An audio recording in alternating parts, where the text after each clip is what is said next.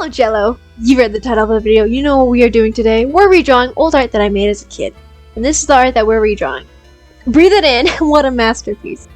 The squiggly lines that are as straight as your future, the weird face in the middle of the picture that has no purpose being there, and the random zigzag on the top right of the drawing also really adds to the whole thing. And how can we forget the 2010s how to draw faces on all the characters in the drawing? It is really a product of its time. What is also a product of its time, great segue, is the story that I built for these characters.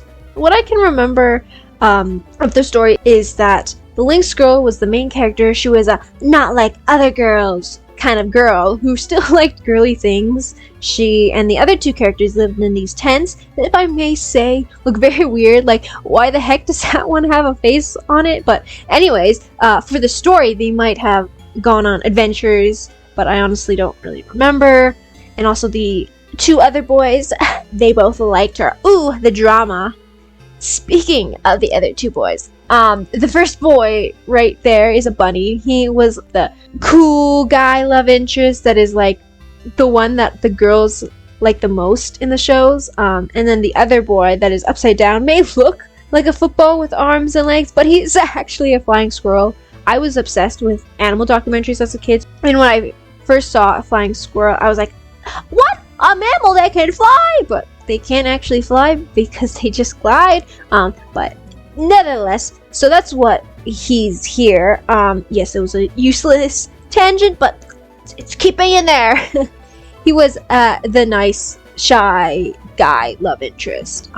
He was my favorite personally when I was little, and I loved this drawing a lot when I was a little kid. It was the Mona Lisa to me, but like a couple weeks or months later, I drew on the page behind it like you do, and with red marker because I was drawing a gory, bloody drawing, gory bloody for a 7-year-old, and it bled through, and I was like, oh no, I ruined it! And so I tried to fix it by coloring it, but I gave up because I thought it looked ugly because coloring was terrible. I honestly don't think the coloring is too bad for what it is, but I never did anything else with these characters until now. For the Lynx girl, for the redesign, I wanted her to be a Canadian lynx instead of a Eurasian lynx that she originally was. The Canadian lynx has very large limbs, so to mimic that, I gave her very baggy pants. I kept the crop top from the original, but I made it into a hoodie. The hood part of it can also be like used as the little like sideburn things that are on lynxes. Also, I just want to add this, she doesn't actually have paws, those are just gloves. Lastly, I gave her a cute little pixie cut that would be perfect for her more energetic personality that I'm giving her. Speaking of her personality, the segues, they're just writing themselves at this point. She's now an adventurous. She loves to explore the forest and go on silly little missions. She is a very happy character who loves to bring up her friends when they're sad, but she's no perfect character, no. She can be very competitive, rash, and stubborn when she gets told what to do. She's the oldest in the friend group, but that doesn't mean she's the maturest. Now, for our flying squirrel boy, he has no more football head, but now he has basketball-sized eyes that pierce inside your soul. He has eye bags that are so big you can mistake him for a raccoon. He also has a clove-like thing that is attached to his wrists and ankles. It helps him glide, but he doesn't use it for its intended purpose. No, he wears it to make him feel safe and invisible. He's still wearing the crop top from the original design and some simple shorts. For his personality, he's still very shy, but now we are bumping it up by 10 folds. He doesn't talk at all. His friends don't even know if he can talk, even though he doesn't talk verbally. His friends know exactly how he feels. His favorite game is tag because he always wins by gliding away. He was my favorite character in the group when I was a kid, and he still is. Lastly, we have our bunny boy. He changed a lot personality-wise, but before we get into that, let's talk about his design. He has a comfy, cozy kind of outfit because he's always at their treehouse doing arts and crafts and also making sure the whole building doesn't come down. He doesn't even wear shoes.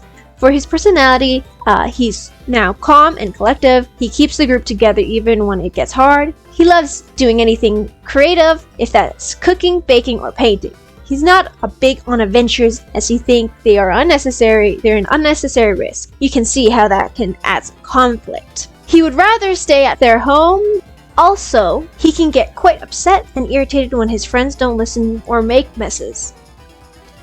As you can probably tell, there is no more romance in the story. The characters' relationships with each other are more like siblings now.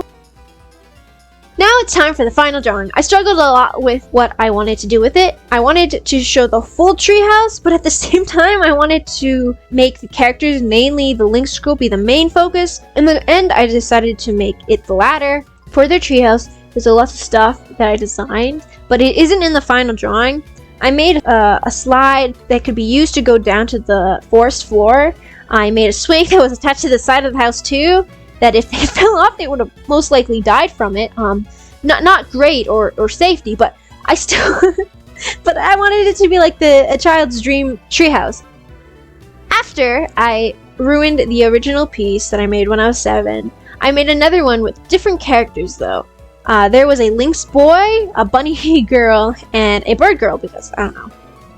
If this video doesn't go into the void that is YouTube, I will redraw these characters and they can be like the rival characters to these little goobers.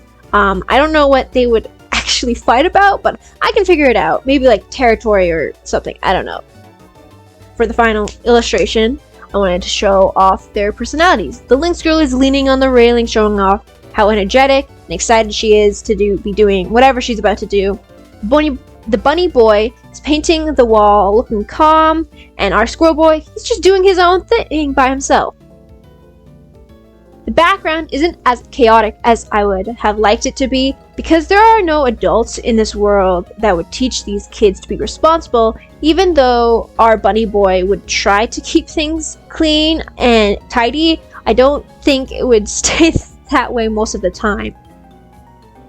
That's the final drawing. I did have fun doing it, but still it was outside my comfort zone, that it was still a little bit of a challenge. I don't draw houses or trees or furries, and I don't color with neutral colors. So it was fun to go back and draw something from my childhood.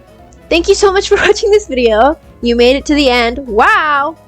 That's crazy. You made it to the end. Please do leave a comment before you go telling me who your favorite is. Okay, that's all. Bye bye, losers!